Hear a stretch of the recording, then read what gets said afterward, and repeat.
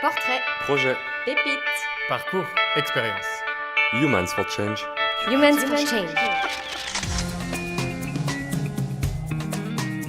Je m'appelle Stéphane, j'ai 46 ans et il y a encore 6 mois, j'étais directeur de maison de retraite. Cet engagement professionnel me vient quant à un regard d'indignation par rapport à ce que la société pense des personnes âgées. En janvier, je me suis réveillé un matin et j'ai compris qu'en fait ce métier n'était pas fait pour moi. Et je me suis posé cette question, mais qu'est-ce que tu vas devenir et qu'est-ce que tu vas faire et à quoi peux-tu servir sur ce monde ?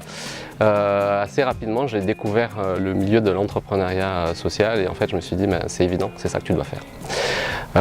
Donc aujourd'hui, au-delà des problématiques des personnes âgées et de leur isolement social et de la discrimination liée à l'âge, donc l'agisme, je vais un cran plus loin puisque je souhaite aborder aujourd'hui la discrimination qui est l'homophobie. En fait, aujourd'hui, on pourrait se poser la question, mais pourquoi est-ce que cette population vieillirait moins bien ou différemment que les personnes âgées hétérosexuelles? En fait, on s'aperçoit que l'isolement social et affectif de ces personnes-là est beaucoup plus fort parce qu'ils n'ont pas de famille, ils n'ont pas eu d'enfants, mais aussi on peut le voir d'un point de vue scientifique et médical, puisqu'on a des tentatives de taux de suicide qui sont supérieurs de l'ordre de 1 à 10, ainsi que des épisodes de dépression.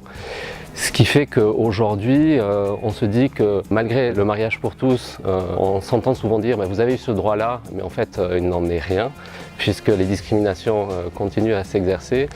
Et on a un acte homophobe tous les 3 jours, ce qui est l'équivalent du nombre de femmes violemment battues en France. Et ça, moi, ça me révolte.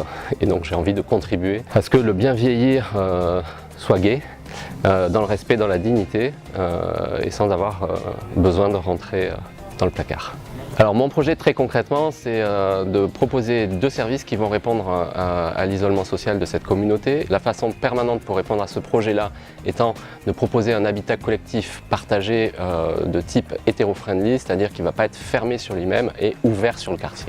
Le deuxième, qui va être de répondre de façon plus ponctuelle à cette problématique et de faire venir l'ensemble des partenaires qui ont déjà pignon sur rue et qui travaillent cette problématique d'isolement social au niveau des personnes âgées hétéros pour que mon public de bénéficiaires puisse trouver un environnement sécurisant sans peur d'être discriminé quant à leur orientation sexuelle et donc de bien vieillir comme tout un chacun et donc la population hétéro. Changer sa vie pour changer celle des autres. Humans for Change. Humans for Change.